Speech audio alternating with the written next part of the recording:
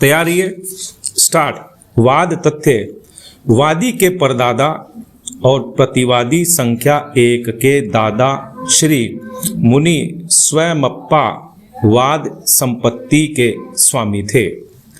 मुनि स्वयंप्पा ने अपने प्रपौत्र एन रेवन्ना प्रतिवादी संख्या 1 के पक्ष में 2 दान विलेख दिनांक 5/6/1957 को निष्पादित किए, जिनमें एक शर्त थी कि आदाता और उसके बाद उसके छोटे भाई अजन्मा को दान की संपत्ति को अंतरित करने का कोई अधिकार नहीं होगा।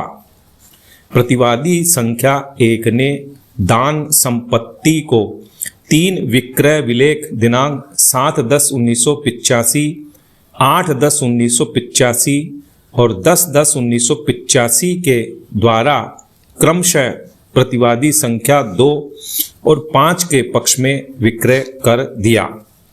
प्रतिवादी 6 और 7 वाद संपत्ति में किराएदार थे।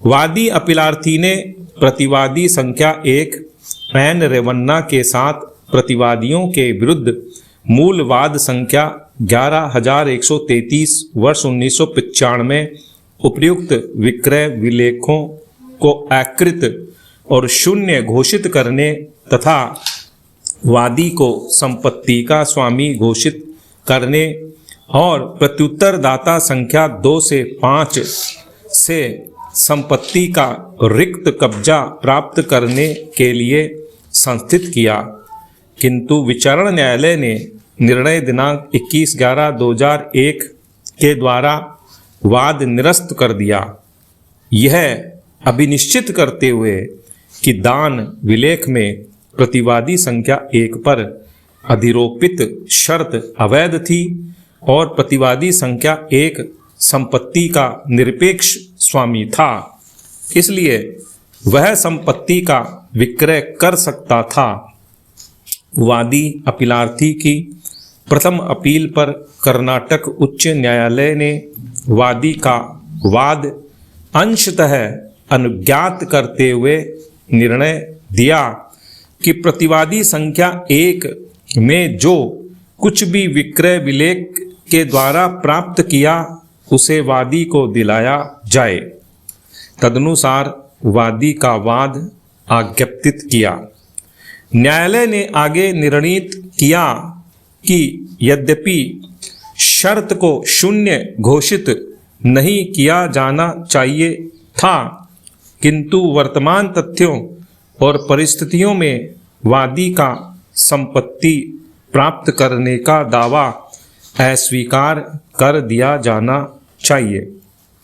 पुनः वादी ने उच्च न्यायालय के निर्णय के विरुद्ध उच्चतम न्यायालय में अपील की। उच्चतम न्यायालय के समक्ष मुख्य विचारणीय प्रश्न था कि क्या प्रतिवादी संख्या 1 को वाद संपत्ति को दान विलेख दिनांक 5/6/1957 के अंतर्गत विक्रय करने का अधिकार प्राप्त था। निर्णय 1। विचारण न्यायालय ने अभिनिश्चित किया था कि दान विलेख में शर्त कि आदाता संपत्ति को अंतरित करने के योग्य नहीं होगा शून्य थी और प्रतिवादी संख्या 1 ने प्रतिवादी संख्या 2 से 5 के पक्ष में विक्रय विलेख विधितः निष्पादित किया था। परिणामतः विचारण न्यायालय ने वादी का वाद निरस्त कर दिया।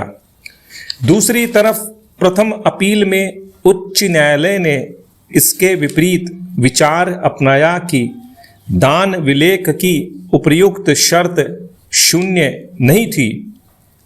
फिर भी उच्च न्यायालय ने विक्रय विलेख को शून्य घोषित नहीं किया, अपितु अपीलार्थी वादी को आंशिक उपचार प्रदान किया कि वादीगण तीनों विक्रय विलेख के उस प्रतिफल को वापस प्राप्त करने के हकदार हैं, जिसे प्रतिवादी संख्या 1 ने उक्त विक्रय से प्राप्त किया और अन्य उपचार के संबंध में अपील को निरस्त कर दिया। दान विलेख दिनांक 5/6/1957 के निष्पादन के समय एन रेबन्ना प्रतिवादी संख्या 1 5 वर्ष का अवयस्क था और दान उसके प्राकृतिक संरक्षक पिता एम नारायणप्पा के प्रतिनिधित्व में संपन्न हुआ था। दान विलेख में 3 शर्तें थीं, जिनमें से पहली शर्त थी कि आदाता या उसका छोटा भाई जो अब के बाद पैदा होगा को किसी भी तरीके में, चाहे वह विक्रय, दान या बंधक हो, अनुसूचित संपत्ति को अन्य संक्राय करने का अधिकार नहीं होगा। दूसरी शर्त थी कि आदाता या उसके छोटे भाई को केवल संपत्ति के उपभोग का अधिकार होगा और उनके न रहने पर उनके पुरुष वंशज संपत्ति का उपयोग किसी भी रूप में कर सकेंगे।